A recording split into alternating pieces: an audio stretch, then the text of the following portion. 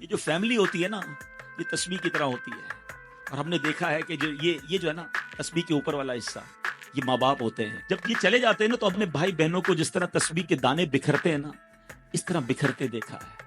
जब तक माँ बाप हैं, पहले तो इनकी बरकतें लेना, और जब ये चले जाए ना, तो ये दाने बिखरने मत देना, जोड़ के रखना अपनी फैमिली को।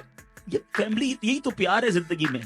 हैं, थोड़े से पैसों के लिए भाई बहन लड़ते हैं, जायदाद के लिए भाई बहन लड़ते हैं, थोड़े कारोबार के लिए लड़ते हैं। कुर्बान कर दो, कोई बात नहीं, भाई को थोड़ा ज्यादा चला जाए, बहन के मेरी बहन के घर में ही जा रहा है ना, ये तेरा है, ये मेरा है ना, किया करें। ये घर की मोहब्बतें आपको बहुत सारी बीमारियों से बचाती हैं। हदीस पाक में आता है, जिसका मजमून है, जो चाहता है कि उसकी जिंदगी में इजाफा हो जाए, उम्र में इजाफा हो जाए, बुरी मौत से बचे, उसे चाहिए कि वो सिला रहमी करे। सिला रहमी क्या है?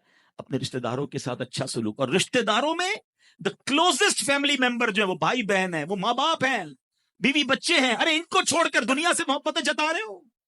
नहीं मेरे प्यारे इस्लामी भाइयों, तो अपनी बच्चियों के साथ और अपनी बहनों के साथ बिलखुसूस अच्छा सलूक करना। खुश नसीब है वो भाई जो बहनों का मान है, खुश नसीब है वो जो वालिद जो अपनी बच्चियों के साथ अच्छा बर्ताव करता है। बहनों की दुआएं भाई को बहुत ऊपर ले जाती हैं। खुश नसीब है वो भाई। अच्छा, हमारे एक और निजाम पता है क्या है, कि जब तक माँ बाप के साथ रह रहे हैं तो चले भाई बहनों में प्यार है। अब भाई बहनों में शादी हो गई, सबकी शादियां हो गई और माँ बाप चले गए, तो अब नॉर्मली लोग अपनी बहनों को इग्नोर करते हैं। अब यार मैं तो अपनी बीवी को देखूंगा, अपने बच्चों को देखूंगा, अपनी कमाई को देखूंगा। नहीं, अब भाई का काम है कि वो वालिद का किरदार अदा करे, बहनों को ये एहसास दिलाए कि तुम्हारे माँ बाप चले गए हैं मगर तुम्हारे भाई जिंदा हैं, हर मुश्किल में तुम्हारे भाई तुम्हारे साथ खड़े होंगे।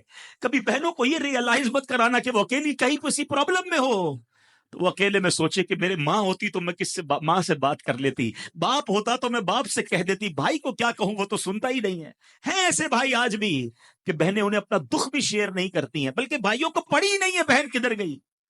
ये मत करना। अगर तुम अपने माँ बाप की रूह खुश करना चाहते हो ना, तो भाई बहन जुड़ के रहो, भाई बहनों में प्यार रखो। ये पैसा सब कुछ नहीं है। अरे जो कुछ मेरे पास है, अगर मेरा भाई बहनों पे खर्च हो जाए तो इससे अच्छी क्या चीज है। ये याद रखे, जो सोशल मीडिया पे हजारों फ्रेंड बनाए बैठे ना, कि मेरे 5,000 फ्रेंड तो मेरे 10,000 फ्रेंड, किसी दिन बिस्तर पर पड़ोगे ना अस्पताल में, तो उस बिस्तर के किनारे तुम्हें तुम्हारे भाई बहन ही नजर आएंगे।